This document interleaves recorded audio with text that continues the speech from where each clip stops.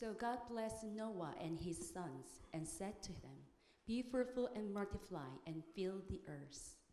하나님이 노아와 그 아들들에게 복을 주시며 그들에게 이르시되 생육하고 번성하여 땅에 충만하라. 아멘.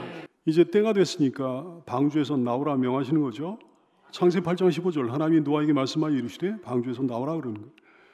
너는 내 아내와 내 아들들과 내 며느리들과 함께 방주에서 나오고 너와 함께 한 모든 혈육의 내생물 곧 새와 가축과 땅에 있는 모든 것을 다 이끌어내라 그러셨어요. 방주를 지을 때도 하나님 명에 따라, 방주에 들어갈 때도 하나님 명에 따라, 방주에 머물 때도 하나님 명에 따라, 방주에서 나올 때도 하나님 명에 따라 철저히 하나님 명에 따라 하는 거죠. 잣나무로 지어라 그랬으므로 잣나무로 지었습니다. 만약에 노아가 자기가 생각하는 다른 좋은 나무로 지었다면 큰일 나는 거예요. 역청으로 칠해라 하심으로 역청으로 칠했습니다.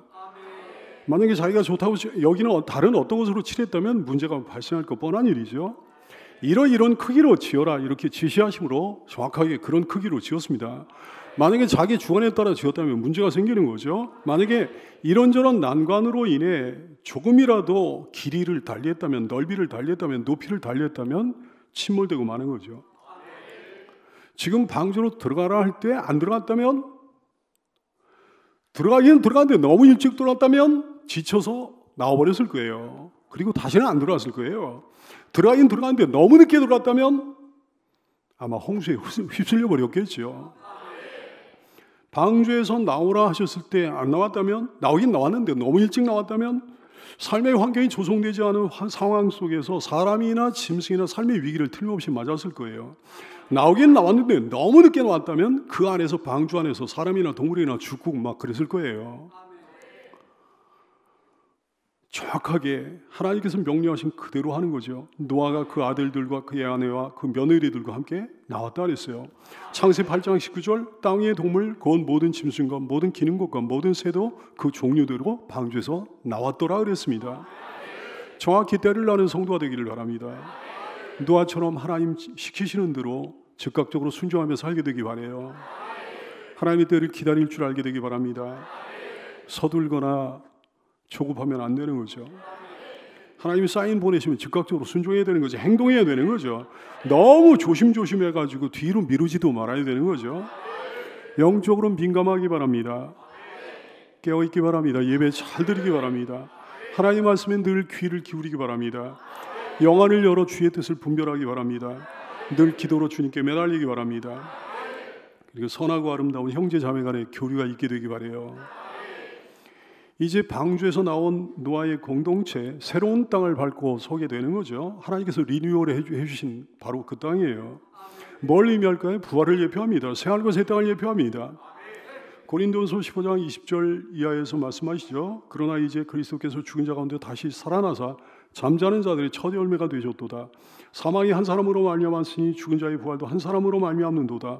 아담 안에서 모든 사람이 죽은 것 같이 그리스도 안에서 모든 사람이 삶을 얻으리라 그러셨어요. 부활은 기독교의 알파의 오메가입니다. 이제 몇 주 있으면 부활절이 되는데요. 부활은 우리의 소망이죠. 부활은 우리의 미래의 전부예요. 노아의 참된 후손들이 거기에 다 동참하게 되는 거죠. 이 구원의 방주를 타고 거친 바다를 항해하고 있는 복된 성도들이요. 믿음과 소망으로 잘 참고 인내하다 보면 하나님께서 준비해 두신, 나를 위해 우리를 위해 준비해 두신 바로 그곳 새하늘과 새 땅에 이르게 될 줄로 알게 되기 바랍니다. 먼저는 반드시 구원의 방주 안에, 예수 안에 탑승해야 되는 거죠. 지금 탑승하고 있어야 되는 거죠.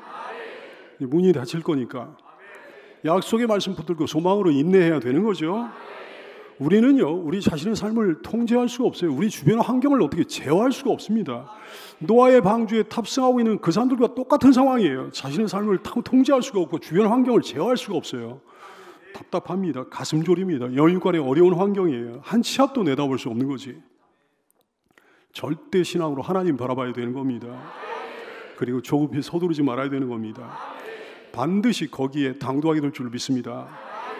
근데 여러분, 노아가 이렇게 밟고 선 땅도 이제 새로운 땅이죠. 하나님께서 새로운 환경을 주신 거죠. 그리고 우리가 새 하늘과 새 땅을 이제 바라보고 나가는 거죠. 근데 이 새 것과 저 새 것은 질적으로 너무 달라요. 이 땅에서의 새로운 삶과 천국에서의 새로운 삶은 질적으로 완전히 다릅니다. 사람들 모두들 새 것을 좋아하잖아요. 새 집 좋아하죠, 여러분. 새 자동차, 새 옷, 새 신발 뭐 이런 거 굉장히 좋아하는데 무조건 새 것이 좋습니까? 무조건 새 것이 좋아요? 그렇지는 않은 것 같아요.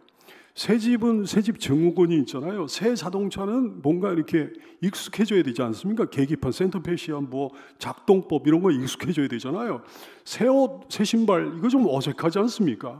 원래 입던 옷은 몸에 착착 감기는 거예요. 원래 신던 신발은 그냥 발에 딱 맞는 거예요. 근데 새 신발, 새 옷은 좀 이렇게 좀 익숙해지는 과정이 필요하지 않습니까? 노아가 살아가야 될 새로운 세상도 마찬가지예요. 홍수가 나기 전까지의 세상, 하나님이 원래 만들어 주셨던 세상과는 판이하게 다른 환경이거든. 판이하게 다른 생태계예요. 미래에 대한 불확실성이 있습니다.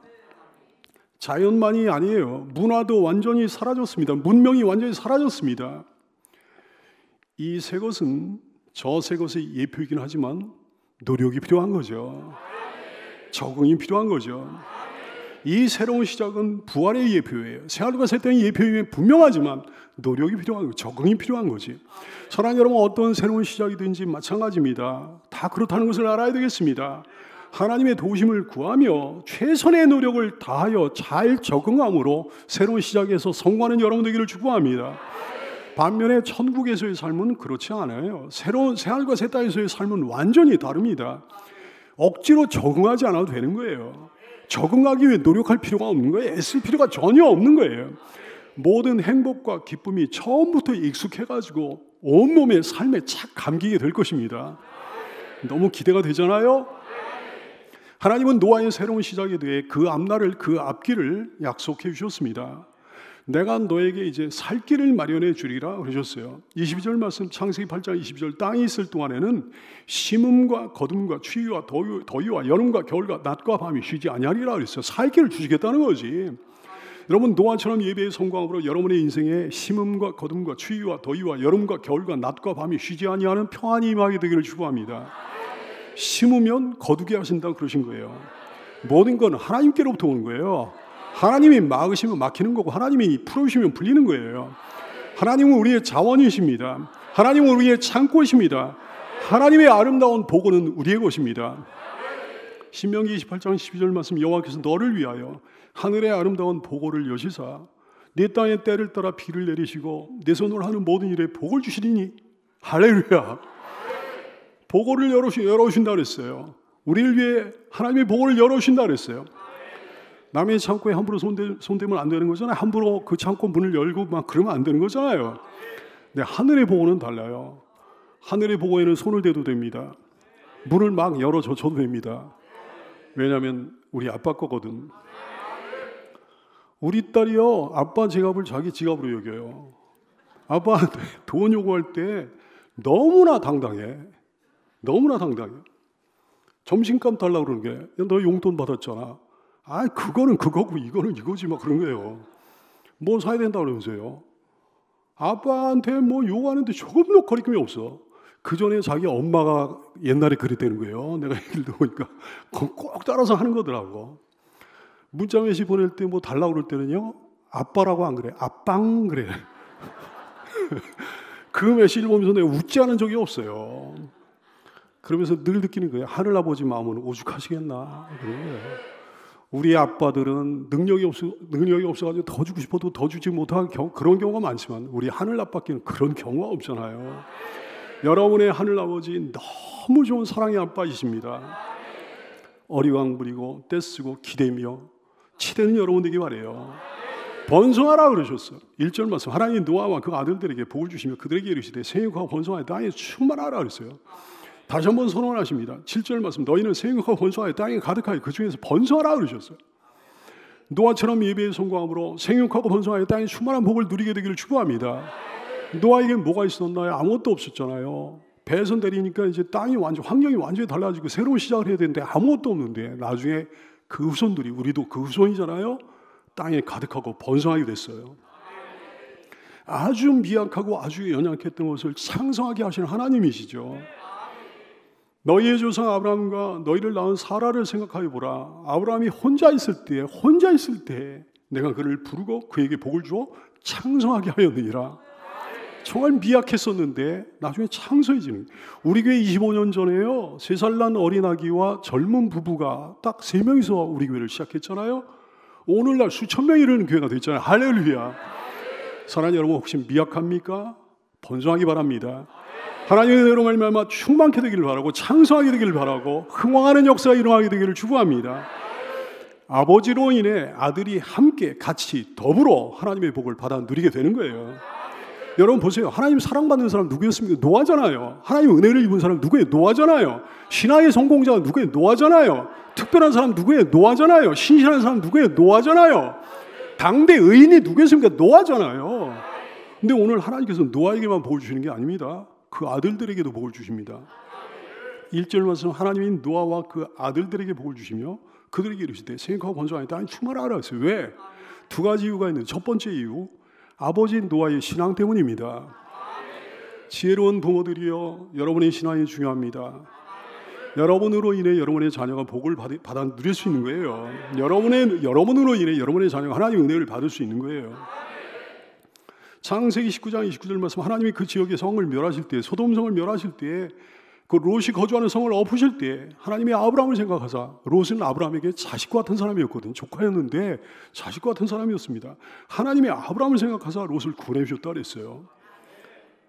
시편 105편 39절 이하의 말씀, 여호와께서 낮에는 구름을 펴사 덮개를 삼으시고 밤에는 불로 밝히셨으며 이스라엘 백성들이 구한 중 메추라기를 가져오시고 또 하늘의 양식으로 그들을 만족하게 하셨더라. 반석을 여신 즉 물이 흘러나와 많은 땅에 강같이 흘렀으니 이 모든 은혜를 내려오신 이유가 뭐냐면 이는 그의 거룩한 말씀과 그의 종 아브라함을 기억하셨음이로다 그랬어요. 아브라함 때문에 아브라함의 후손들을 복 주시는 거죠. 그 자녀를, 여러분의 자녀를 복받게 만드는 부모들 되기를 축복합니다. 두 번째 이유, 믿음의 아버지에 대한 아들들의 순종 때문이었습니다. 120년간 노아에게 아버지께 순종하는 거예요. 묵묵히 배를 짓는 거지. 아버지와 함께. 얼마나 세상 사람들에게 욕을 많이 얻어먹어요. 얼마나 조롱을 많이 들어요. 근데 세상을 본받지 않는 거예요. 이 젊은이들이 신앙의 아버지를 따르는 거예요. 세상의 유혹에 굴하지 않습니다. 아버지의 하나님을 섬기는 거예요. 세상의 조롱과 멸시의 비웃음에 굴하지 않고 신앙의 아버지께 순종하는 거지. 그래서 그 복을 함께 받는 거예요. 여기 있는 자녀들, 신앙의 부모에게 순종하게 되기를 축복합니다. 사랑하는 여러분, 새로 시작하게 하시는 하나님이십니다. 새로운 시작이요. 재개하게 하시는 거죠. 새 출발을 하게 하시는 거죠. 이스라엘 백성들에게 하나님께서 일찍이 말씀하신 바가 있었잖아요. 신명기 30장 5절로 8절. 너희가 하나님의 말씀에 불순종하면 막 포로로 이방 땅에 포로로 끌려가게 되고 너희 삶이 엉망이 될 것이다 그러시면서 돌아오면 너희에게 새로운 시작의 복을 내려줄 거다 말씀하시는 거예요. 돌이키면 새로운 시작을 하게 할 거다. 돌이키면 새 출발을 하게 할 거다. 내 하나님의 여호와께서 너를 내 조상들이 차지한 땅으로 돌아오게 하사 내게 다시 그것을 차지하게 하실 것이며 여호와께서 또 내게 손을 내가서 너를 내 조상들보다 더 번성하게 하실 것이며 내 하나님의 여호와께서 내 마음과 내 자손의 마음에 할례를 베푸사 너로 마음을 다하며 뜻을 다하여 내 하나님 여호와를 사랑하게 하사 너로 생명을 얻게 하실 것이며 내 하나님 여호와께서 내 적군과 너를 미워하고 핍박하던 자에게 이 모든 저주를 내리게 하시리니 편들어 주시리니 너는 돌아와 다시 여호와의 말씀을 청종하고 내가 오늘 네게 명령하는 그 모든 명령을 행할 것이다 말씀하셨어요. 새로운 시작을 하게 하시는 하나님. 보세요. 요나도 새롭게 시작했죠. 베드로도 새롭게 시작했죠. 돌아온 탕자도 새롭게 시작했죠. 여러분도 새롭게 시작하게 되길 바랍니다. 요나의 새로운 시작, 베드로의 새로운 시작, 돌아온 탕자의 새로운 시작, 아무개의 새로운 시작. 자기 이름을 넣어가지고 시작. 다시 시작하자고요. 하나님께서 길을 열어주시잖아요. 나는 할 수 있어. 하나님께서 함께 하시니까. 이렇게 해가지고 새롭게 힘차게 노아처럼 요나처럼 베드로처럼 돌아온 탕자처럼 새로운 시작을 하게 되기를 축복합니다. 생육하고 번성하라는 이 말씀은 육적으로만 생육하고 번성하라는 말씀이 아닙니다. 영적으로도 생육하고 번성하라는 말씀이에요. 노아의 신앙을 가진 사람들로 하여금 온 땅에 가득하게 되란 말씀이죠. 항차 예수님의 복음으로 생육하고 번성하라는 말씀이에요. 마태복음 28장 19절 이하의 말씀. 그러므로 너희는 가서 모든 민족을 제자로 삼아 영적으로 생육하고 번성하라는 말씀이죠. 아버지와 아들과 성령의 이름으로 세례를 베풀고 내가 너에게 분부한 모든 것을 가르쳐 지키게 하라. 볼지어다 내가 세상 끝날까지 전도자인 너희와 복음을 증거하는 너희와 영적으로 번성하는 너희와 항상 함께 있으리라. 430 창세기 1장 28절에 보면 아담과 하와에게 하나님께서 너희는 이 땅을 정복하고 생육하고 번성하라는 말씀을 주셨잖아요. 근데 창세기 1장 28절에 이어서 다시금 창세기 9장에 노아와 노아의 아들들에게 생육하고 번성하라 그러셨어요. 근데 그때 말씀과 달라진 점이 있습니다. 창세기 1장 28절 하나님이 그들에게 복을 주시며 하나님이 그들에게 이르시되 생육하고 번성하여 땅에 충만하라. 땅을 정복하라. 바다의 물고기와 하늘의 새와 땅에 움직이는 모든 생물을 다스리라 하셨어요. 창세기 9장 1절에 보면 노아와 노아의 아들들에게 하나님이 노아와 그 아들들에게 복을 주시며 그들에게 이르시되 생육하고 번성하여 땅에 충만하라 그랬어요. 비슷한 말씀인데 뭐가 다르잖아요. 뭐가 다릅니까? 뭐가 빠져 있습니까? 땅을 정복하라는 말씀이 빠져 있는 거예요. 죄로 타락한 인간은 이제 더 이상 땅을 정복하면 안 되는 거지. 땅을 정복할 자격을 상실한 거지. 영원히 정복할 수 없는 거예요. 그럼에도 불구하고 땅을 정복하고자 한다면 더 죄만 짓게 될 거예요. 더 파괴만 하게 될 거라고. 하나님 말씀 얼마나 놀랍습니까? 우리 이제 더 이상 땅을 정복하려고 하면 안 되고 하나님이 마련해 두신 새하늘과 새 땅을 바라보면서 더 겸손히 소망으로 나갈 뿐이에요. 창세기 1장 28절의 말씀과 달라진 점이 또 있습니다. 뭐라고 하셨는가 하니 창세기 9장에 보면 노아와 노아의 후손들에게 뭐라고 하셨는가, 노아의 아들들에게 뭐라고 하셨는가 하니 모든 생물들이 너희를 두려워하게 되리라 그랬어요. 28절 말씀 창세기 1장 28절 하나님이 그들에게 복을 주시며 아담과 하와에게 복을 주시며 하나님이 아담과 하와에게 이르시되 생육하고 번성하여 땅에 충만하라. 땅을 정복하라. 바다의 물고기와 하늘의 새와 땅에 움직이는 모든 생물을 다스리라. 이렇게만 말씀하셨는데 창세기 9장 2절에 보면 땅의 모든 짐승과 공중의 모든 새와 땅에 기는 모든 것과 바다의 모든 물고기가 너희를 두려워하며 너희를 무서워하니 이것들은 너희 손에 붙였음이라 말씀하셨어요. 사람과 생물들의 관계가 이상해진 거예요. 생물과 생물들의 관계가 피폐해진 거예요. 인간의 죄 때문에요. 하나님의 심판으로 인해서. 태초에 하나님께서 천지를 창조하셨을 때는 생물들이 인간을 두려워할 이유가 없었습니다. 무서워할 필요가 전혀 없었습니다. 물론 통치와 복종의 관계였지만 강압적인 통치와 강압적인 어떤 일방적인 복종이 아니었단 말씀이에요. 동반자 관계였어요. 사랑의 관계였어요. 공존 관계였습니다. 창세기 1장 28절 하나님이 그들에게 복을 주시며 하나님이 그들에게 이르시되 생육하고 번성하여 땅에 충만하라. 땅을 정복하라. 바다의 물고기 하늘의 새와 땅에 움직이는 모든 생물을 아름답게 다스리기라. 지혜로 사랑으로 다스리기라 그러신 거거든. 창세기 2장 19절 말씀 여호와 하나님이 흙으로 각종 들짐승과 공중의 각종 새를 지으시고 아담이 무엇이라고 부르나 보시려고 그것들을 그에게로 이끌어 가시니 아담이 그것들을 이렇게 보면서 각 생물을 부르는 것이 곧 그 이름이 되었더라 그랬어요. 아름다운 관계였던 거예요. 근데 이제 모든 생물들이 인간을 두려워하게 된 거죠. 생물들과 생물들 간에도 서로 두려워하고 뭐 그런 일들이 벌어지게 된 거예요. 육식동물, 초식동물들이 막 생겨지고 그러면서 말이죠. 새하늘과 새 땅에는 이런 모든 관계가 다시금 온전히 회복되는 역사가 일어나게 될 줄로 깨달아 알게 되기를 축복합니다. 이리와 어린 양이 함께 먹을 것이며 사자가 소처럼 짚을 먹을 것이며 뱀은 흙을 양식으로 삼을 것이니 나의 성산에는 해함도 없고 상함도 없으리라 여호와께서 말씀하셨다 그랬어요. 그날을 기대하고 고대하고 소망합니다. 로마서 8장 18절 이하의 말씀 생각하건대 현재의 고난은 우리가 다 고난을 받잖아요. 지금 인생을 통해서. 근데 장차 우리에게 나타날 영광과 비교할 수 없도다. 할렐루야. 그 바라는 것은 피조물도 우리 인간만이 아니고 다른 피조물들도 썩어짐의 종로로 탄 데서 해방되어 하나님의 자녀들의 영광의 자유에 이르는 것이라 말씀하셨어. 우리 인간들 말고 다른 피조물도 다 이제까지 함께 탄식하며 함께 고통을 겪고 있는 것을 우리가 안다 말씀하셨습니다. 그 모든 피조물들이 그 모든 다른 생물들도 우리가 누리게 될 영광의 자유에 이르게 될 것입니다. 이제 하나님께서는 사람들에게 육식을 허락하셨어요. 원래 인간은 육식 안 해도 괜찮았습니다. 채식만으로 충분했습니다. 창세기 1장 19절 말씀 하나님이 이르시되 내가 온 지면에 씨 맺는 모든 채소와 씨 가지는 열매 맺는 모든 나무를 너에게 주노니 이것이 너희의 먹을 거리라고 그러셨거든요. 근데 창세기 9장 3절에 이제 새로운 환경 속에 새로운 생태계 속에서 하나님이 노아와 노아의 아들들 그리고 그 후손들에게 말씀하시는 거예요. 모든 살아있는 동물은 너희 먹을 것이 될지 채소같이 내가 이것을 다 너희에게 준다 말씀하셨어. 궁창 위에 물이 파괴돼 쏟아져 내림으로 자연 환경이 파괴됐기 때문입니다. 그전에는 채식만을 하고도 건강하게 오래오래 잘 살 수 있었는데 이제는 그게 불가능해졌다 얘기예요. 동물들도 마찬가지예요. 원래 하나님이 지으신 모든 세계는 모든 동물들이 초식만을 하고도 평안하게 건강하게 잘 살 수 있었습니다. 근데 이제는 육식동물과 초식동물이 나뉘어지게 된 거예요. 노아 시대의 홍수 이래로 사람의 수명은 급속도로 줄어들게 되는 거죠.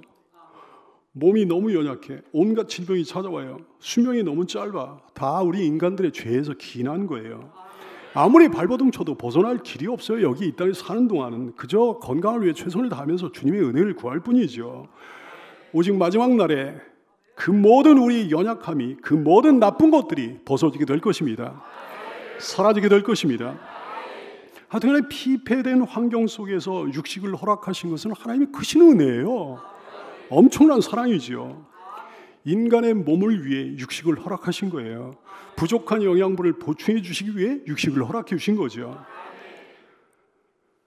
오늘날 하나님이 허락하신 그런 것들에 대해 이의를 제기하고 반론을 제기하고 도전하는 사람들이 막 생겨졌잖아요. 정말 많잖아요. 여러 분야에. 근데 음식을 먹는 사람들 가운데서도 비건들이요. 자기 체질을 고려해가지고 단순한 마음으로 채식을 하는 사람들이야 무슨 죄가 있겠습니까? 그런 사람들이야 죄가 없겠지. 하지만 동물들의 생명이 어쩌고 존엄성을 해친다는 그런 이유로 비건이 된 사람들이요. 이런 사람들 척병 환자들이에요. 하나님보다 더 의로운 척하는 거지. 하나님보다 더 많은 척하는 거지. 하나님보다 더 사랑 많은 척하는 거지. 하나님보다 더 생각이 깊은 척하는 거지. 오늘 사람에게 육식을 허락하신 것은 하나님의 은혜요, 배려요, 사랑이라는 사실을 깨닫는 여러분 되기를 바랍니다. 사람의 구체적인 삶에 대해 관심이 많으신 우리 하나님의 따뜻한 마음을 발견하고 깊이 감사하는 성도가 되기를 축복합니다. 그러나 고기를 핏째 먹지 말라고 그러셨어요. 4절 말씀 그러나 고기를 그 생명대로 핏째 먹지 말 것이라 그랬어요. 왜? 피는 생명을 상징하며 생명은 하나님께 속한 것이기 때문에 그렇습니다. 생명의 주인은 오직 하나님이시거든요. 레위기 17장 11절 말씀 육체의 생명은 피에 있습니다. 내가 이 피를 너에게 주어 제단에 뿌려 너의 생명을 위하여 속죄하게 하였나니 생명이 피에 있다고 그랬어요. 생명이 피에 있다고 그랬어요. 레위기 17장 14절 모든 생물은 그 피가 생명과 일체라. 그러므로 내가 이스라엘 자손에게 이르기를 너희는 어떤 육체의 피든지 먹지 말라 하였나니 모든 육체의 생명은 그것의 피인즉 그 피를 먹는 모든 자는 끊어지리라 그랬어요. 신약시대는 어떨까요? 신약시대도 마찬가지예요. 사도행전 15장 29절 말씀 우상의 제물을 삼가고 피를 삼가고 목매어 주인 것을 삼가고 음행을 멀리할지니 이에 스스로 삼가면 잘되리라 평안함을 원하노라. 이런 편지를 이제 보내는 거예요. 여러분 모든 생명의 유일한 주권자 하나님이십니다. 모든 생명은 하나님의 것입니다. 피는 곧 하나님의 것이라 얘기해요. 성경에 피라는 단어가 정말 많이 등장합니다. 아마 1000번 가까이 등장하지 않을까 싶은데요.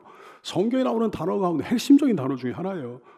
몸에서 피를 빼면 누구나 죽잖아요. 그렇죠? 마찬가지로 성경에서 피라는 단어 빼버리면 성경은 죽어버립니다. 성경은 무의미한 책이 되어버린다 얘기예요. 피 중에 피가 뭘까요? 예수님의 보혈입니다. 출애굽기 12장 13절 내가 애굽 땅을 칠 때 그 피가 유월절 어린 양의 피가 다시 말해 예수님의 피가 너희가 사는 집에 있어서 너희를 위하여 표적이 될지라 내가 그 피를 볼 때 너희를 넘어하리니 재앙이 너희에게 내려 멸하지 아니하리라. 할렐루야. 히브리서 9장 20절 율법을 따라 거의 모든 물건이 피로써 정결하게 되하니 피 흘림이 없은즉 사함이 없다 그러셨어요. 마태복음 26장 28절 예수님이 그러시는 거예요. 이것은 죄사함을 얻게 하려고 많은 사람을 위하여 흘리는 바 나의 피 곧 언약의 피니라 이 피를 받아 마시라 말씀하시는 거예요. 그 피가 예수 그리스도의 그 피가 여러분의 영적인 혈관에 지금 흐르고 있는 줄 믿습니다. 생명은 하나님의 소유예요. 생명 너무 소중한 거예요. 그러므로 생명을 의도적으로 빼앗으면 반드시 그 대가를 치르게 되는 거예요. 창세기 9장 6절 다른 사람의 피를 흘리면 그 사람의 피도 흘릴 것이니 하나님이 자기 형상대로 사람을 지으셨습니다 그랬어요. 인간의 존엄성은 어마어마합니다. 창세기 1장 26절 이하의 말씀 하나님이 이르시되 우리의 형상을 따라 성삼위 하나님의 형상을 따라 우리의 모양대로 우리가 사람을 만들고 그랬어요. 하나님이 자기 형상 곧 하나님의 형상대로 사람을 창조하실 때 남자와 여자를 창조하셨다 말씀하십니다. 하나님의 형상대로 창조된 사람을 해치는 행위는 불어 해치는 행위는 곧 하나님을 해치는 행위죠. 5절 말씀 내가 반드시 너희 피 곧 너희 생명의 피를 찾으리니 이렇게 말씀하셨어요. 짐승이면 그 짐승에게서 그 피를 찾으리라. 사람이나 사람의 형제면 그에게서 그의 생명을 찾으리라 말씀하셨다고요. 히브리어 다리 추적하다 그런 뜻이에요. 찾는다 그런 뜻이에요. 찾는다, 추적하다, 끝까지 추적해가지고 하나님이 끝까지 추적해가지고 그 대가를 치르도록 하겠다는 말씀이지요. 끝까지 벗어날 수 없다는 말씀이에요. 어떤 놈이 뭐 누굴 죽이고 이제 안 걸린 거야. 완전 범죄 저질렀다고 뭐 세상에 잘 먹고 잘 살아봤자 아무 소용없는 거예요. 하나님이 추적하셔가지고 잡아내가지고 지옥 형벌을 처하게 하시니까요. 짐승이면 그 짐승에서 그 피를 찾는다 그랬어요. 출애굽기 21장 28절 말씀, 소가 남자나 여자를 사람을 받아서 죽이면 그 손을 반드시 돌로 쳐서 죽일 것이고 그 공격을 먹지도 말라고 그러셨어요.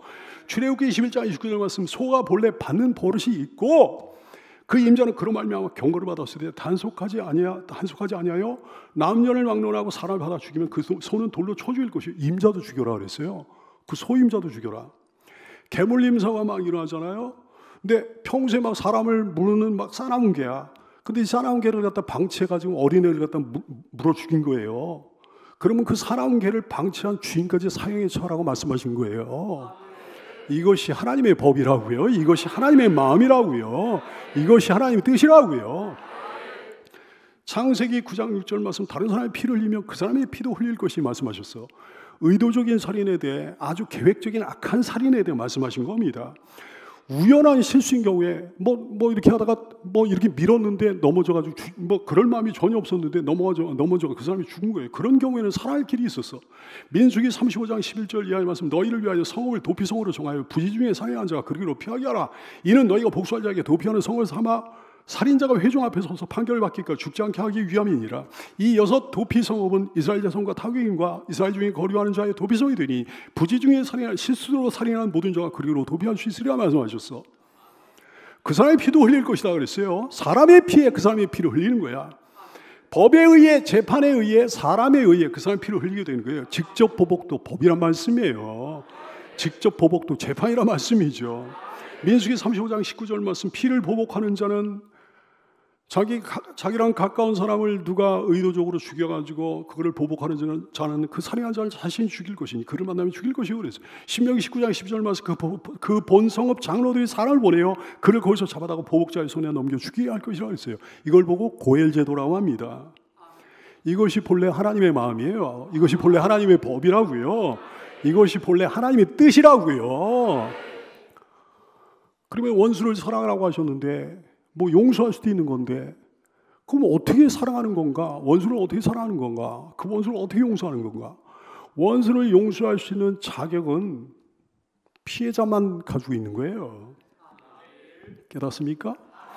피해자가 만약에 죽었다고 한다면 피해자와 가장 가까운 사람이면 그 사람이 그 가해자를 용서할 수 있는 자격이 있는 거지. 판사 따위에게 무슨 자격이 있냐 이게요. 깨달았습니까? 이해가 됩니까? 판사가 네가 뭔데 그 사람을 용서해? 이것이 하나님의 법이에요.